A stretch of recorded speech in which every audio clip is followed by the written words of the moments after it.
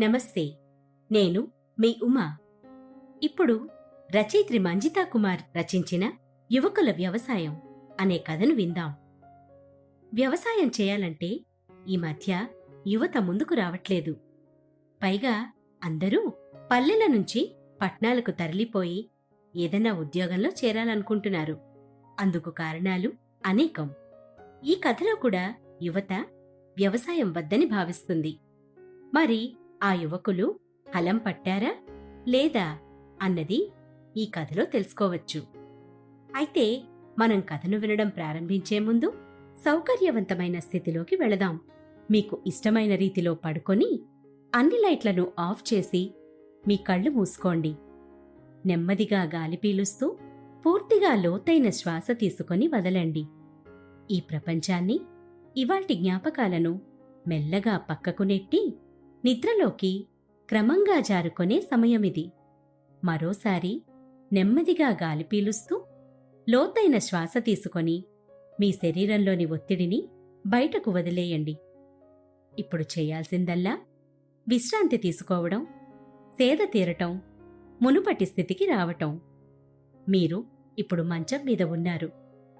రోజువారీ అలసట నుంచి మీ శరీరం విశ్రాంతి తీసుకుంటున్నట్లుగా మీకు అనిపిస్తుంది.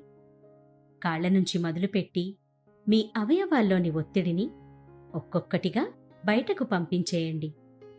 మీకోసం అవన్నీ రోజంతా చాలా కష్టపడ్డాయి. కాబట్టి వాటికి విశ్రాంతి తీసుకునే అర్హత ఉంది. ముందుగా మీ పాదాల్లో మొదలైన విశ్రాంత అనుభూతి క్రమంగా మీ మోకాలి క్రింది భాగానికి చేరుతుంది. అక్కడి నుంచి మోకాళ్లలోకి ప్రవేశిస్తుంది. ఇప్పుడు మీ కాలి ఎగువ భాగాన్ని విశ్రాంతి తీసుకోనివ్వండి. ఈ విశ్రాంత అనుభూతి క్రమంగా మీ పొత్తికడుపు నుంచి వెన్నెముక మీదుగా ఎగువ వీపు వరకు వచ్చి తరువాత ఛాతీలోకి ప్రవహిస్తున్నట్లుగా గుర్తించండి. అక్కడి నుంచి మీ భుజాల్లోకి, తరువాత చేతుల్లోకి, చివరగా వేలి కొనల వరకు వెళ్తున్నట్లుగా అనుభూతి చెందండి. ఆపై మీ మెడ, తల, ముఖం వరకు ఆ అనుభూతి ప్రవహిస్తుంది. అప్పుడు మీ శరీరం మొత్తం ప్రశాంతంగా, రిలాక్స్డ్గా నిద్రకు సిద్ధంగా ఉంది. త్వరలో మీరు చక్కని నిద్రలోకి జారుకుంటారు. డ్రీమ్ ల్యాండ్లో ప్రశాంతంగా ప్రయాణిస్తారు. ఈ ప్రయాణం ఉదయం వరకు కొనసాగుతూ ఉంటుంది. కాబట్టి మీరు కథను వింటున్నప్పుడు మీ శ్వాసను కూడా అనుసరించండి. అద్భుతమైన నిద్రానుభవం కోసం మీ శరీరం మొత్తానికి విశ్రాంతినిస్తూ స్థిరంగా ఉండండి. ఒకవైపు దూరపు ఎత్తైన కొండలు, మరోవైపు స్వచ్ఛమైన నదీ జలం. ప్రకృతాపురం పేరుకు తగినట్లే ప్రకృతిలో మమేకమైన ఊరు. కల్మషం లేని మనుషులు, కల్లాకపటం తెలియని పిల్లలు, ఊరు బాగుంటే చాలనుకునే పెద్దలు. ఇలా ఆ ఊరిలో జీవనం సాగుతోంది. ఈ పల్లెలో ఎంతో మంది రైతులున్నారు. వరి సాగు ఎక్కువగా చేస్తుంటారు. ఎన్నో ఏళ్లుగా రైతులు వారసత్వంగా వ్యవసాయాన్ని నమ్ముకున్నారు. పొలాన్ని కన్నతల్లిలా చూస్తూ కాపాడుకుంటున్నారు. ఒక్కోసారి దిగుబడి సరిగ్గా రాకపోయినా, నష్టాలు నిలువెల్లా ముంచేసినా నమ్మిన భూమిని వదులుకోలేక వ్యవసాయాన్ని కొనసాగిస్తున్నారు. అరే రామయ్య, ఏంట్రా ఈసారి పంట బాగానే వచ్చినట్లుంది? అడిగాడు రాఘవయ్య అటుగా వెళ్తున్న రామయ్యను. అవును రాఘవయ్య, దేవుడి దయా, నా కష్టం అంతా కలిసి అనుకున్నదానికంటే ఎక్కువే పంట చేతికొచ్చింది. ఎంత సంబరంగా ఉందో చెప్పలేను. ఇంతకీ నీ సంగతేంటి? ప్రశ్నించాడు రాఘవయ్యను రామయ్య. నా ఆకుకూర తోట ఏపుగా పెరిగిందనుకో. ఇదిగో ఇప్పుడే పట్నానికి ఆకుకూరలు పంపించి వస్తున్నాను. అదీకాక ఈసారి జామకాయలు, పనసకాయలను కూడా పండించాను కదా. అవి కూడా బాగానే లాభాలు తెచ్చిపెట్టాయి. ఈసారి మనూళ్ళో రైతులకు పండగే అనుకో అన్నాడు రాఘవయ్య ఎంతో సంతోషంగా. వీరిద్దరూ మాట్లాడుతుండగా ఎదురుపడ్డాడు సోమయ్య. సోమయ్య పత్తి పంట కూడా పసిడి పండించింది. అతడి ఆనందానికి అవధులు లేకుండా పోయాయి. అరే రామయ్య, రాఘవయ్య, ఇక్కడే ఉన్నారా? ఏంటి పంట చేతికొచ్చిన కళ ముఖంలో స్పష్టంగా కనిపిస్తోందే అంటూ ఆట పట్టించాడు మిత్రులను. ఆ, నీ మీసం కూడా మెలేసినట్లున్నావు కదా, నీ పత్తి కూడా బాగానే వచ్చిందిగా నవ్వాడు రాఘవయ్య. ఈ ఏడాది మనందరి పంటలు అద్భుతంగా వచ్చాయి. మనవే కాదు, భీమయ్య పసుపు పంట, ఎర్రయ్య మిరప పంట కూడా బాగా పండింది. ఇక కూరగాయలు, ఆకుకూరలు, పళ్ళు, పూలు ఇలా చెప్పుకుంటూ పోతే ఈసారి మన ఊరిలో పంటల జాతరే అనుకో అన్నాడు సోమయ్య తెగ హుషారుగా. చాలా సంతోషంగా ఉందిరా. ప్రతి ఏడాది ఇలానే మన పంటలు చేతికొస్తే మనకు కష్టాలే ఉండవు. చేసిన అప్పులు కూడా తీరిపోతాయి. అంతేనా?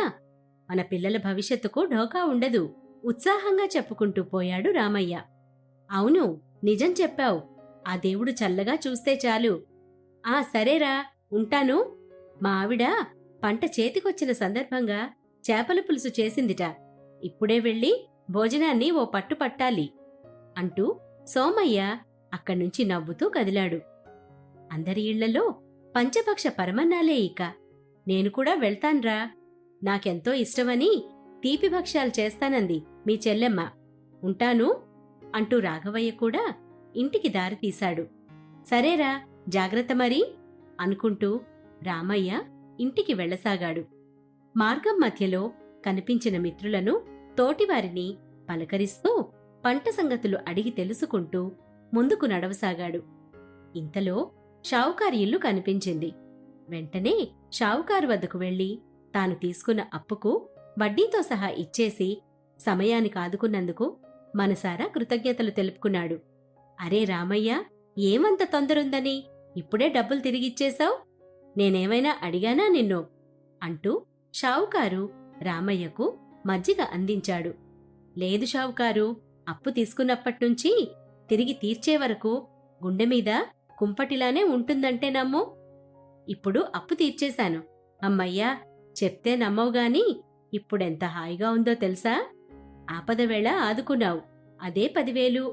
ఇక ఉంటాను అంటూ షావుకారుకు నమస్కరించాడు.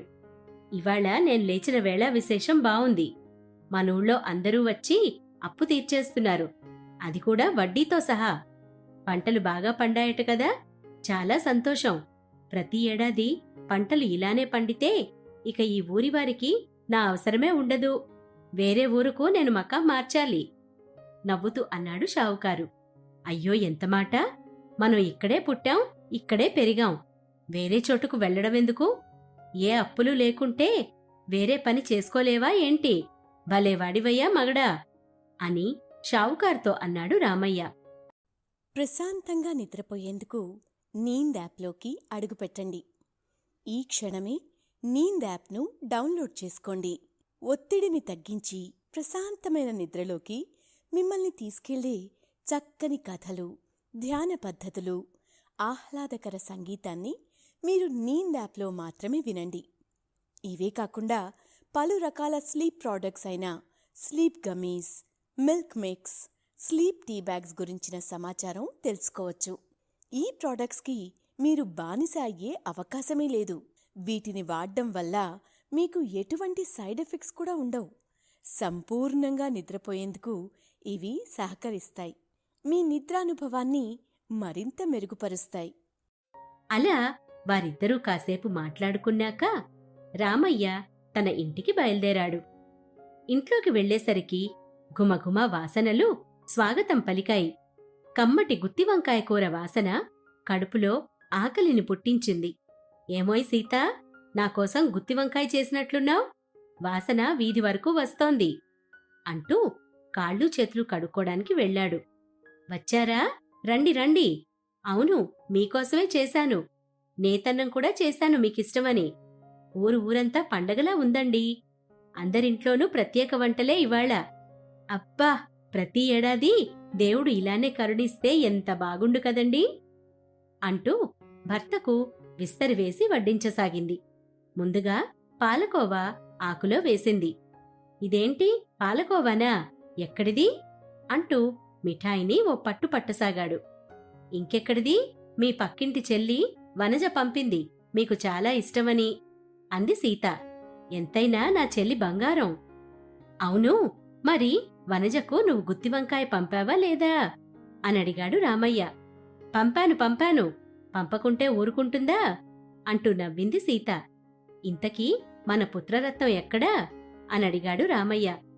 ఏమోనండి, ఉదయమనగా వెళ్ళాడు, ఇంకా రాలేదు, మీరు తినండి అంది సీత. అలా కబుర్లు చెప్పుకుంటూ ఇద్దరూ భోజనానికి ఉపక్రమించారు. ఇంతలో రామయ్య కొడుకు ఖుష్ కుమార్ ఇంట్లోకి వచ్చాడు. రారా, చేతులు కడుక్కో, మాతో కలిసి తిందుగాని అన్నాడు రామయ్య. సరేనంటూ తలూపి కాళ్ళు చేతులు కడుక్కొని వచ్చి కూర్చున్నాడు ఖుష్ కుమార్. ఏరా, ముఖం అంత డీలాగా ఉంది, ఏమైంది అనడిగింది తల్లి సీత. ఏం లేదమ్మా అన్నాడు ఖుష్ కుమార్. అరేయ్, ఈసారి పంటలు చూసావా ఎలా పండాయో? ఊరంతా సంబరంగా ఉంది. నా ముత్తాత ఇచ్చిన పొలాన్ని మా తాతయ్య రెండింతలు చేశాడు. ఆ పొలాన్ని మా నాన్న మూడింతలు చేశాడు. ఇక నేను 7 చేశాను. నా తర్వాత ఆ పొలాన్ని నువ్వే చూసుకోవాలిరా. 10 చేస్తావో 25 చేస్తావో మరి నీ తెలివితేటలతో అంటూ వంకాయ ముక్కను జుర్రుకోసాగాడు. నాన్నా, నాకు వ్యవసాయం చేయడం ఇష్టం లేదు. పట్టణంకు వెళ్ళి ఉద్యోగం చేసుకుంటాను. నాకే కాదు, మనూళ్ళో ఏ యువకుడికి వ్యవసాయం చేయడం నచ్చదు అన్నాడు ఖుష్ తండ్రి ముఖం చూసే ధైర్యం చేయలేక. ఏంట్రా, ఏం మాట్లాడుతున్నావు నువ్వు? మట్టిని నమ్ముకున్న మనం వ్యవసాయం చేయక ఉద్యోగం చేయడమా? అదేంట్రా అలా అన్నావు? వ్యవసాయం మన వారసత్వంరా. మన రక్తంలోనే వ్యవసాయం ఉంది. ఉద్యోగం గిద్యోగం అన్నది మనకవసరం లేదు అని కొడుకుకు నచ్చజెప్పబోయాడు. మీ అందర్నీ చూస్తున్నాం కదా, 6 గాలం కష్టపడితే వచ్చేది అరకొర. అప్పులు లేకుండా ఉండలేరు. పంట చేతికొచ్చేదాకా అదొక నరకం. అసలు ఆ ఏడాది పంట చేతికొస్తుందో లేదో కూడా తెలీదు. ఈ మధ్యలో నకిలీ విత్తనాలు, అకాల వర్షాలు లేదా వర్షాలు లేకపోవడం, కరెంటుండదు, మధ్యవర్తుల పెత్తనాలు, గిట్టుబాటు ధర ఉండదు. ఇవన్నీ సమస్యల మధ్య వ్యవసాయం పండగ కాదు నాన్నా, దండగా. అదే ఉద్యోగమనుకో, ఎంచక్కా నెల నెలా జీతం వస్తుంది, అప్పుల గోలుండదు, ఏమీ ఉండదు అని ఖుష్ చెప్తుండగా తల్లి తండ్రి బిక్కమొహం వేసుకొని అతడ్నే చూడసాగారు. అదేంట్రా, నా వ్యవసాయం వారసుడివి నువ్వేనని అనుకున్నాను. కాని నువ్వేంటి ఇలా మాట్లాడుతున్నావు? నమ్మలేకపోతున్నాను. రామయ్యకు ముద్ద దిగడం లేదు. నేనే కాదు, నీ మిత్రుల కొడుకులు కూడా నా బాటలోనే ఉన్నారు. మా ఎవరికీ వ్యవసాయం చేయడం ఇష్టం లేదు నాన్నా. అదో కష్టమైన పని. అంత చేసినా చివరికి అప్పులే మిగులుతాయి. నా చిన్నతనం నుంచి బహుశా ఈసారే అనుకుంటా మనకు పంటలు బాగా పండాయి. మళ్ళీ వచ్చేసారి పంటలు బాగా పండుతాయన్న నమ్మకం లేదు. మీకా నమ్మకం ఉందా? మీరు గ్యారంటీ ఇవ్వగలరా అని ప్రశ్నించాడు తండ్రిని. ఆ ప్రశ్నకు రామయ్య వద్ద సమాధానం లేదు. దీంతో కళ్ళనీళ్లను ఒత్తుకుంటూ అక్కడ్నుంచి పెరట్లోకి వెళ్ళిపోయాడు. ఏవండీ, ఏవండీ అని భార్య పిలుస్తున్నా వెనక్కి తిరగలేదు. తినేటప్పుడెందుకురా ఆ మాటలన్నీ అని కొడుకును వారించడంతో అతడు కూడా కోపంగా లోపలికెళ్ళిపోయాడు. మరుసటి రోజు పొలంపై వచ్చిన డబ్బును బ్యాంకులో వేసేందుకు బయల్దేరాడు రామయ్య. మిత్రులు అతడి కోసం కరెంటు స్తంభం దగ్గర ఎదురు చూడసాగారు. అందరూ కలిసి బ్యాంకులో డబ్బులు దాచుకొని తిరిగి వస్తూ చెరువుగట్టుపైన కూర్చున్నారు. ఎవరిలో నిన్నటి ఆనందం, హుషారు లేదు. డబ్బులు బ్యాంకులో ఆదా చేశామన్న సంతోషమూ లేదు. ఇంతలో రామయ్య నోరు తెరిచాడు. అరే, నిన్న నా కొడుకు నా గుండెల్లో గుణపం దించాడ్రా. వాడు వ్యవసాయం చేయడట. ఈ ఊరును వదిలిపెట్టి పట్నంకు వెళ్తాట. అక్కడే ఏదో ఉద్యోగం చేస్తాట అంటూ గొంతు జీరబోగా మాట్లాడలేకపోయాడు. రామయ్య, మా ఇంట్లో కూడా అదే పరిస్థితి. నా కొడుకు నితీష్ కూడా ఉద్యోగం చేస్తానని మంకుపట్టు పట్టాడు. వ్యవసాయం చేస్తే డబ్బులు రావని, అప్పులు మిగులుతాయని అంటున్నాడ్రా. రాఘవయ్య తన గోడును వెళ్లబోసుకున్నాడు. మన ముగ్గురు పిల్లలు ఒకే బడిలో చదువుకున్నారు. వారి ఆలోచనా తీరు కూడా ఒక్కటిలా ఉందిరా. నా కొడుకు కూడా వ్యవసాయం అంటే మండిపడుతున్నాడు. అంతేకాదు, ఇక్కడ పొలాలమ్మేసి పట్నంకు పోయి స్థిరపడదామని అంటున్నాడు. పొలం మా ముత్తాతల కాలం నాటిదిరా, అమ్మలేనంటే నా మాట వినడం లేదు. నా భార్య కూడా ఏడుస్తోంది. ఏం చేయాలో పాలుపోవట్లేదు అన్నాడు సోమయ్య. ఈ ముగ్గురు మాట్లాడుతుండగా అటుగా వచ్చాడు షావుకారు. ఏంటి ఆనందంగా ఉండాల్సిన మీరు ఇలా ముభావంగా ఉన్నారు? ఏమైంది అని అడిగాడు. ముగ్గురు మిత్రులు తమ కొడుకుల ఆలోచనా తీరు గురించి షావుకారుకు చెప్పుకొని బాధపడ్డారు. మీ పిల్లలే కాదు, ఈ కాలం యువత మొత్తం ఇలానే ఆలోచిస్తోంది. వాళ్లకు కష్టపడడం ఇష్టం లేదు. పట్నంలో ఏసీ గదుల మధ్య కూర్చొని ఉద్యోగాలు చేసుకుంటే చాలు అనుకుంటున్నారు.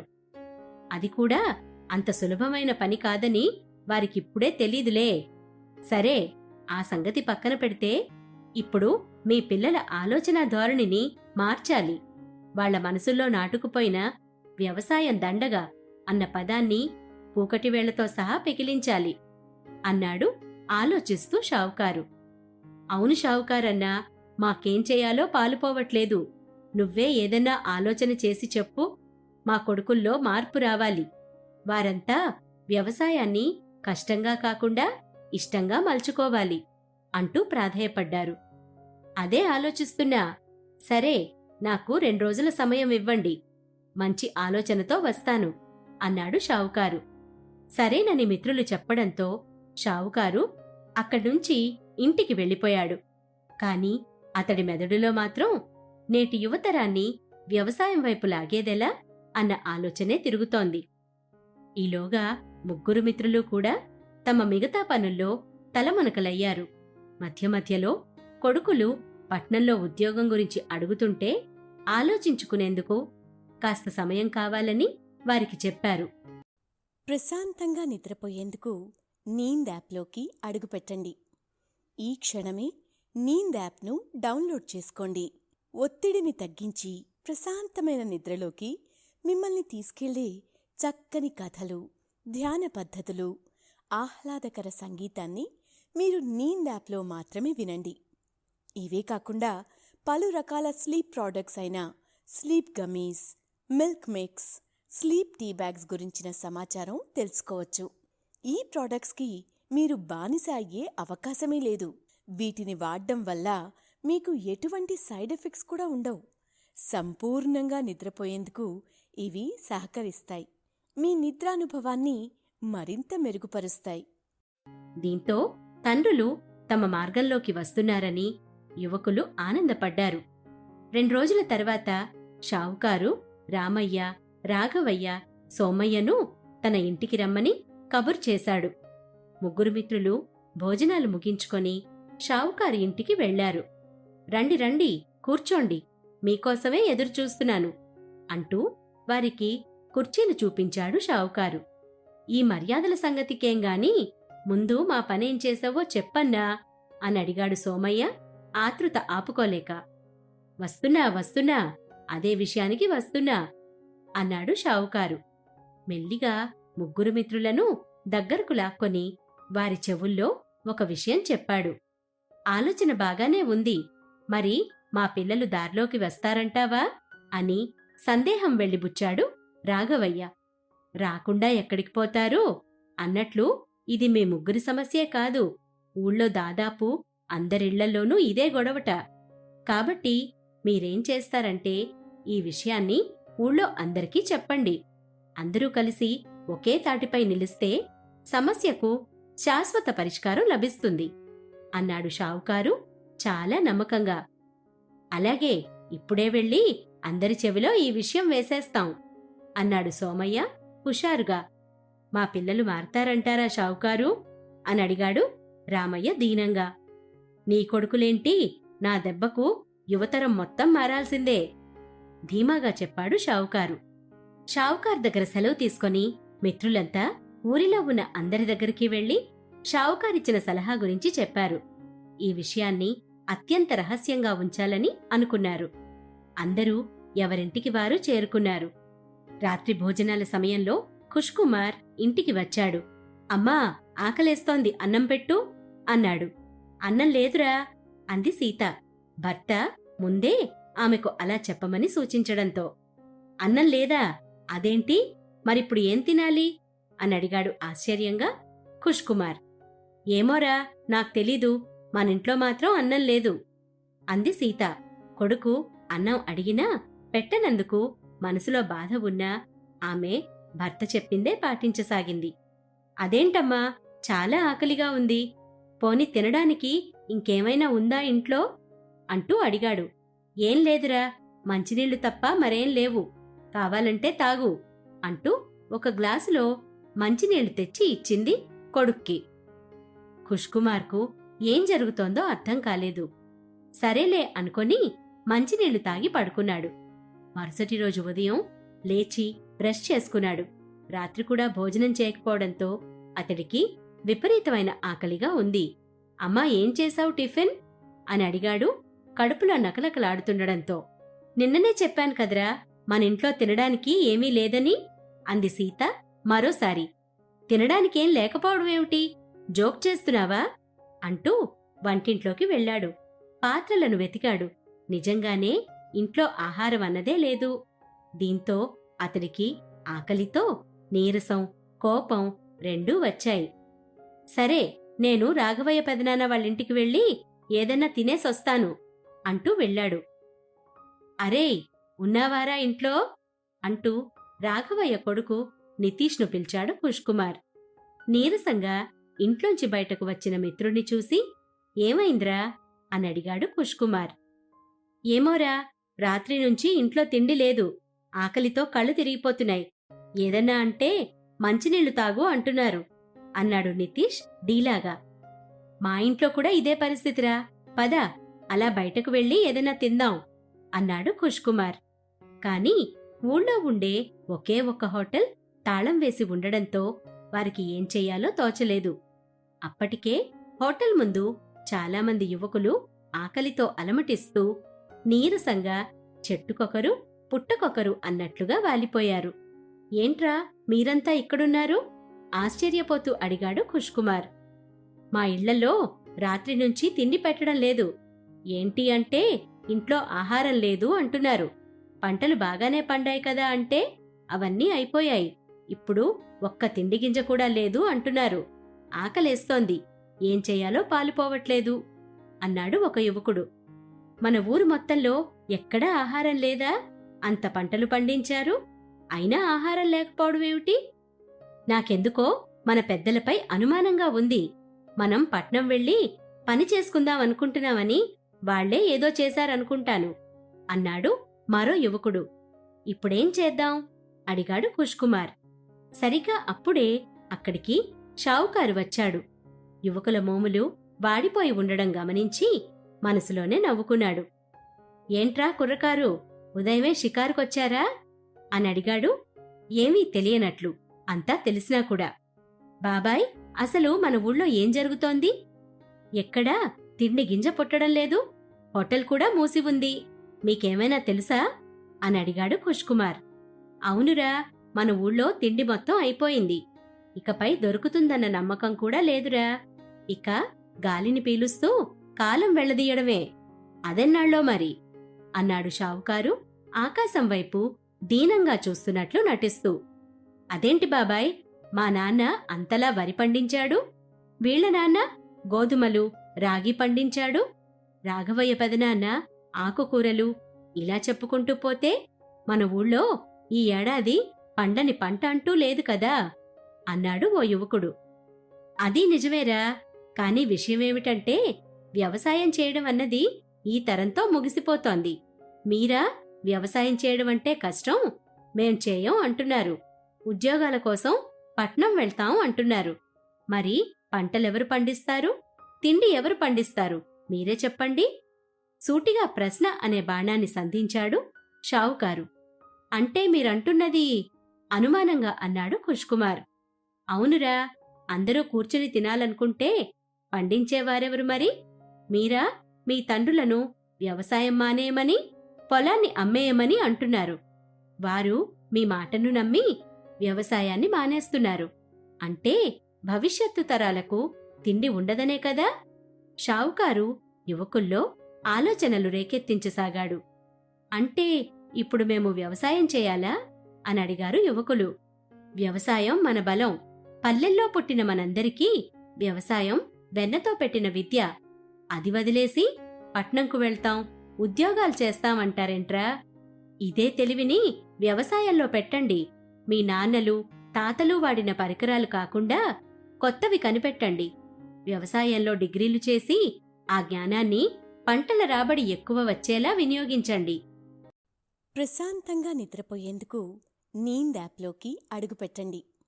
ఈ క్షణమే నీంద్ యాప్ను డౌన్లోడ్ చేసుకోండి. ఒత్తిడిని తగ్గించి ప్రశాంతమైన నిద్రలోకి మిమ్మల్ని తీసుకెళ్లే చక్కని కథలు, ధ్యాన పద్ధతులు, ఆహ్లాదకర సంగీతాన్ని మీరు నీంద్ యాప్లో మాత్రమే వినండి. ఇవే కాకుండా పలు రకాల స్లీప్ ప్రోడక్ట్స్ అయిన sleep gummies, milk mix, sleep tea bags గురించిన సమాచారం తెలుసుకోవచ్చు. ఈ ప్రోడక్ట్స్కి మీరు బానిస అయ్యే అవకాశమే లేదు. వీటిని వాడడం వల్ల మీకు ఎటువంటి సైడ్ ఎఫెక్ట్స్ కూడా ఉండవు. సంపూర్ణంగా నిద్రపోయేందుకు ఇవి సహకరిస్తాయి. మీ నిద్రానుభవాన్ని మరింత మెరుగుపరుస్తాయి. కొత్త తరం ఉడుకు రక్తంతో వ్యవసాయాన్ని ఉరకలెత్తించాల్రా.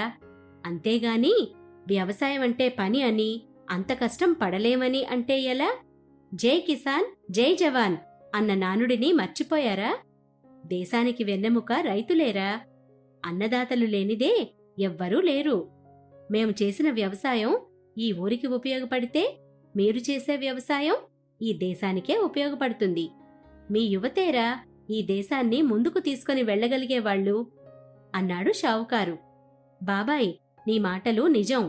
మాలో స్ఫూర్తిని నింపావు. మా తప్పులను క్షమించు. ఇప్పుడే అర్థమైంది.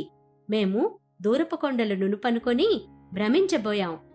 ఇక్కడ మా అమ్మానాన్నలు పంటల కోసం, అవి పండించడం కోసం, పండిన దానిని అమ్మడం కోసం, ఇవన్నీ చేయడానికి కావలసిన డబ్బు కోసం, ఆ అప్పు తీర్చడానికి పడుతున్న కష్టం అంతా చూసి ఇవన్నీ ఈ వ్యవసాయం వల్లనే అన్న దృష్టితో పట్టణం, ఉద్యోగం అనుకున్నాం. కానీ ఈ కష్టం మనతో పాటు మిగిలిన వారు బ్రతకడానికి, హాయిగా ఉండడానికి అని గ్రహించలేకపోయాం. మా కళ్ళు తెరిపించావు అన్నాడు ఖుష్కుమార్. ఖుష్తో పాటు మిగతా కుర్రాళ్లు కూడా వ్యవసాయం విలువ తెలుసుకున్నారు. పాపం, నిన్న రాత్రి నుండి తిండి లేక అల్లాడిపోయారు కదా. ఒక్క పూటకే అలా అయితే మనం పంటలే పండించకపోతే పరిస్థితి ఏంటి చెప్పండి? అందుకే వ్యవసాయం చేయాలి. నలుగురికి తిండి పెట్టాలి. మన దేశం అన్నపూర్ణరా. అలా అన్నపూర్ణ అన్న పేరు తెచ్చినవారు ఎవరో తెలుసా? మీరే, నవరైతులు. ఇక పదండి మీ మీ ఇళ్లకు. పంచభక్ష పర్వన్నాల భోజనాలు మీ ఇంట్లో సిద్ధంగా ఉన్నాయి అన్నాడు షావుకారు నవ్వుతూ.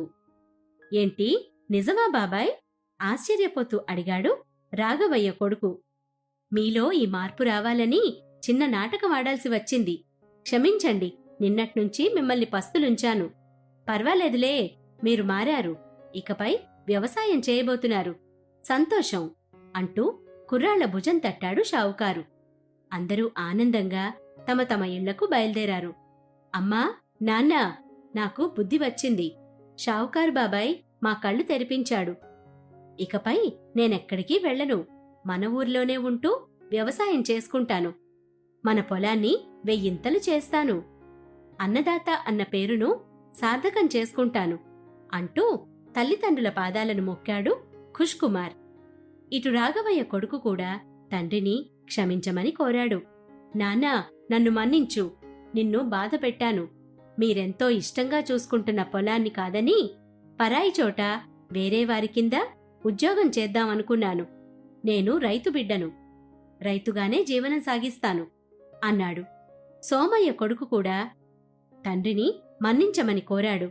నాన్నా, మన తాత ముత్తాతల కాలం నుంచి వస్తున్న భూమిని అమ్మేయమని నిన్ను ఇబ్బంది పెట్టాను. నమ్ముకున్న భూమి కన్నతల్లితో సమానమని తెలిసింది. నా తప్పును మన్నిస్తావు కదూ? ఇకపై నీతో పాటే నేను కూడా వ్యవసాయం చేస్తాను అంటూ తండ్రిని వాటేసుకున్నాడు. షావుకారు దయవల్ల కొడుకుల్లో వచ్చిన మార్పుకు అందరూ సంతోషించారు. అనతి కాలంలోనే ఊరిలోని యువకులంతా కలిసి వ్యవసాయంలో కొత్త సాగు పద్ధతులను, నూతన పనిముట్ల వినియోగాన్ని తెలుసుకున్నారు. సాగులో మెలకువలను తెలుసుకొని వ్యవసాయాన్ని కష్టంగా కాకుండా ఇష్టంగా చేయసాగారు. దీంతో క్రితం ఏడాది కంటే మరింత ఎక్కువ పంట చేతికి వచ్చింది. అలా వచ్చిన డబ్బులతో ఊళ్ళో పెద్ద వైద్యశాలను, పాఠశాలను నిర్మించుకున్నారు. నూతన వ్యవసాయ విధానాన్ని అమలు చేసి కొత్తగా వ్యవసాయంలోకి వస్తున్న వారికి సలహాలు, సూచనలు ఇవ్వసాగారు. అలా కొన్నేళ్లలోనే వీళ్ల ఊరు వ్యవసాయంలో దేశంలోనే మొట్టమొదటి స్థానాన్ని సంపాదించుకుంది. దీంతో ఊరిలో ఘనంగా వేడుకలు జరుపుకున్నారు. శుభం. విన్నారుగా మిత్రులారా, వ్యవసాయమంటే మండిపడ్డ యువకుల్లో ఎలాంటి మార్పు వచ్చిందో. నేటి యువతరం వ్యవసాయాన్ని కష్టంగా భావించకూడదని, వారికున్న పరిజ్ఞానంతో వ్యవసాయాన్ని సులభతరం చేసుకోవచ్చని ఈ కథ ద్వారా తెలుసుకోవచ్చు. అంతేకాదు, పల్లెలే ప్రగతికి పట్టుకొమ్మలని మర్చిపోవద్దు. ఇక సెలవా మరి. శుభరాత్రి. ప్రశాంతంగా నిద్రపోయేందుకు నీంద్ యాప్లోకి అడుగుపెట్టండి. ఈ క్షణమే నీంద్ యాప్ను డౌన్లోడ్ చేసుకోండి. ఒత్తిడిని తగ్గించి ప్రశాంతమైన నిద్రలోకి మిమ్మల్ని తీసుకెళ్లే చక్కని కథలు, ధ్యాన పద్ధతులు, ఆహ్లాదకర సంగీతాన్ని మీరు నీంద్ యాప్లో మాత్రమే వినండి. ఇవే కాకుండా పలు రకాల స్లీప్ ప్రోడక్ట్స్ అయిన sleep gummies, milk mix, sleep tea bags గురించిన సమాచారం తెలుసుకోవచ్చు. ఈ ప్రోడక్ట్స్కి మీరు బానిస అయ్యే అవకాశమే లేదు. వీటిని వాడడం వల్ల మీకు ఎటువంటి సైడ్ ఎఫెక్ట్స్ కూడా ఉండవు. సంపూర్ణంగా నిద్రపోయేందుకు ఇవి సహకరిస్తాయి. మీ నిద్రానుభవాన్ని మరింత మెరుగుపరుస్తాయి.